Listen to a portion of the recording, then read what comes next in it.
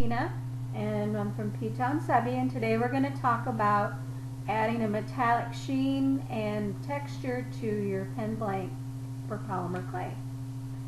Here's just a piece of plain purple that I've already added some glitter to. You don't necessarily have to add the glitter first, but this is just an example to show you what it looks like. And it's done when it's in the raw state before you bake it so that it's easier to apply. You don't necessarily have to add anything to it, but some people like to add a little bit of liquid clay. So I'm going to show you how it's done. Just a little dribble, and you rub it around until it's almost like a clear layer of glue. And then you get to have the fun. Then you color it with all the different glitters that you like to do. There's a little bit of white, a little bit of purple, and red, and some green.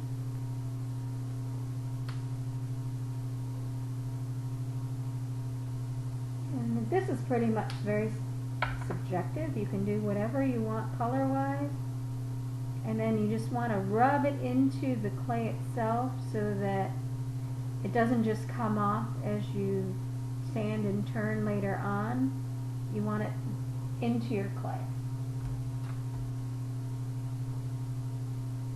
Just be forewarned, working with glitter and clay and liquid clay is quite messy, so be prepared. Have something to keep your surface clean when you're not needing the glitter. Alright, so here's an example again with just a little bit more translucent. As the translucent dries, usually with a little bit of heat, it'll become even more clear, but the shininess will stay. Alright, and here's an example of one that I've already done. The same kind of purple already applied to the tube. So that's one way that you can do it. The other way you can do is just start with a plain tube of clay and then apply your translucent.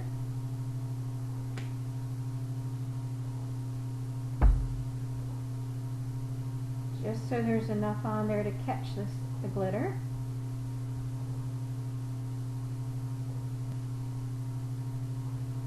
I'm going to put it on the mandrel just to hold it. And then you go again. Whatever colors you want. You can slightly turn it as you're going to help give yourself an even coat. Doesn't necessarily have to be any particular colors. Again, it's whatever you're trying to come after. Alright, and when you're done, you can always catch the leftovers by rolling it on your surface. And here's another example of one. Again, I would add more color and even it out as much as I can.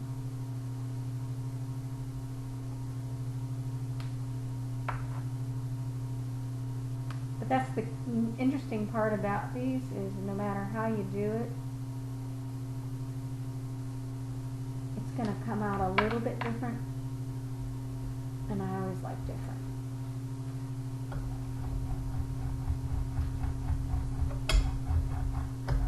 Alright, my clay glitter's cleaned up. I've cleaned my surface,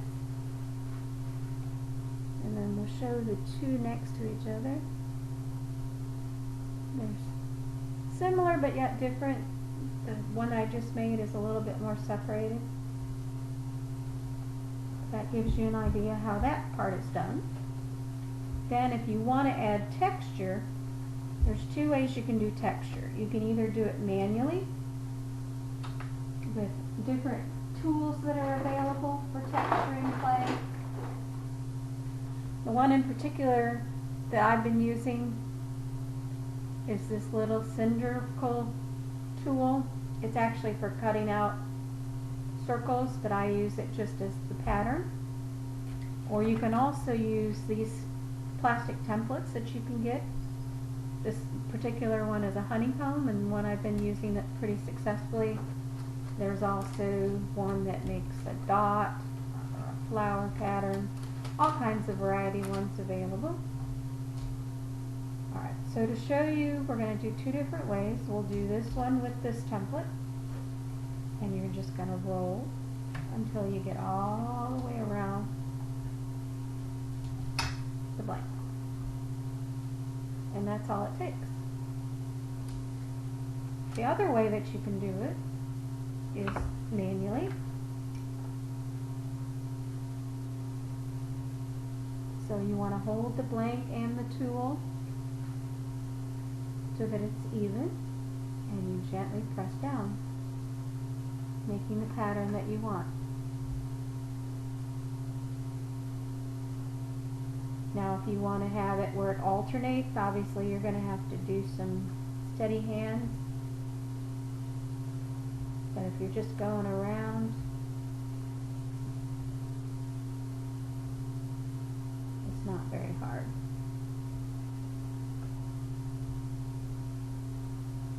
And that gives you an idea of what it looks like that way. So when you're done, obviously this takes a little bit longer than it did with the template. But if you have something in particular in mind that you're interested in the pattern, or you want to just do something freehand, that's your choice.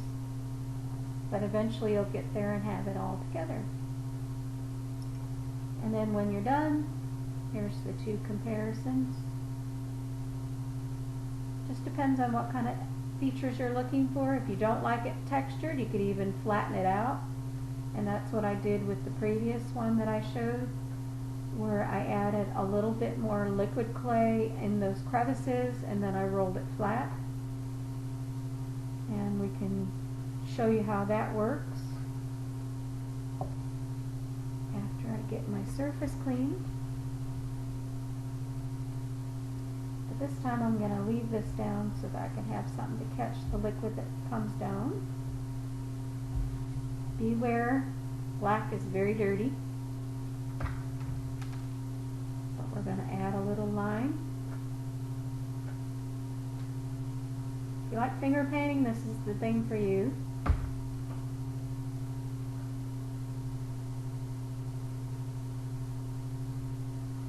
And you rub it so that it's all the way around, almost like a rub and buff would be on the oil blanks. You're going to take it on and then take it right back off.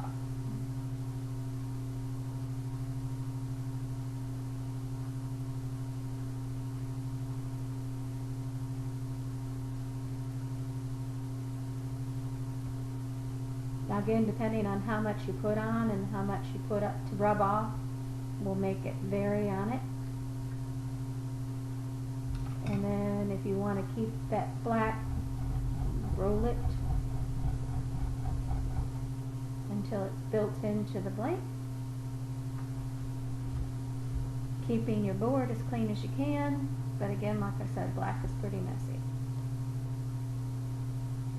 Can't tell too well with this, but this is how I did the first one that I had on the group. Thanks for watching. Bye.